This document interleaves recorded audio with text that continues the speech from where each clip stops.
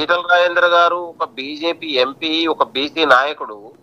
ఇవాళ నీకు నిజంగా చిత్తశుద్ధి ఉంటే కేంద్రాన్ని, మోడీని, అమిత్ షాని, కేంద్ర ప్రభుత్వాన్ని నిలదీసేయాలి. లేకపోతే రాజీనామా చేసి బయటికి రా. ఏటగందమ్మల కాంగ్రెస్ పార్టీ ఎన్నికల మేనిఫెస్టోలో 42% రిజర్వేషన్లని ప్రకటించడం, దానికి బరాబర్ కట్టుబడి ఉన్నాం.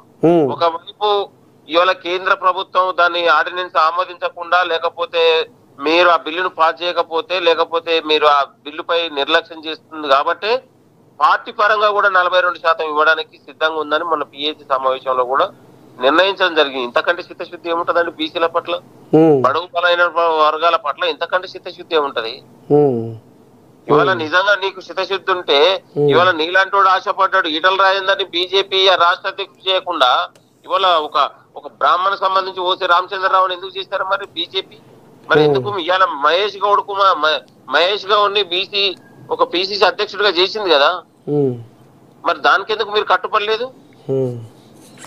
ఎంతసేపు చెప్పు బీసీలకు, కాంగ్రెస్ వాళ్ళకు, ముస్లింలకు రిజర్వేషన్లు పెంచి బీసీలకు తగ్గించే కుట్రే చేస్తున్నారు కాంగ్రెస్ వాళ్ళు అనేది కూడా ఆయన ఎవరు మన రామచంద్ర ఆయన కూడా అనుకొస్తుండ్రు, రామచంద్రరావు కూడా అనుకొస్తుండ్రు. సుప్రీంకోర్టు ఆదేశాల మేరకు ముస్లింలకు రిజర్వేషన్లు నడుస్తా ఉన్నాయి.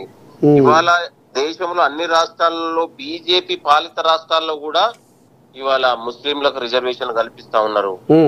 గుర్తుపెట్టుకోండి, మేము ఇచ్చే పేద ముస్లింలకు రిజర్వేషన్లు కల్పిస్తా ఉంది.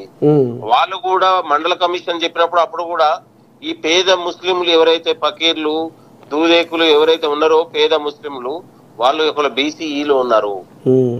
కాబట్టి ముస్లింలు కూడా పేద ప్రజలే. కాబట్టి ఇవాళ నువ్వు ఎందుకు ఇవాళ గుజరాత్ లో ఎందుకు ముస్లింలకు రిజర్వేషన్ మరి చెప్పమని బీజేపీ, ఇవాళ బీహార్ లో ఏమని చెప్పండి నేను అనేది, యూపీలో ఎందుకు ఇస్తుంది నేను అనేది. ఇవాళ ముస్లింల పేరుతో ఇవాళ బీసీ రిజర్వేషన్లు, ఇవాళ బీసీ రిజర్వేషన్ల పైన ఇవాళ వాళ్ళకు బీజేపీ నాయకులకు స్పష్టత లేదు. కేవలం తప్పించుకునే ధోరణితోనే ముస్లింల పేరు చెప్పి తప్పించుకునే పరిస్థితి కనపడతా ఉంది.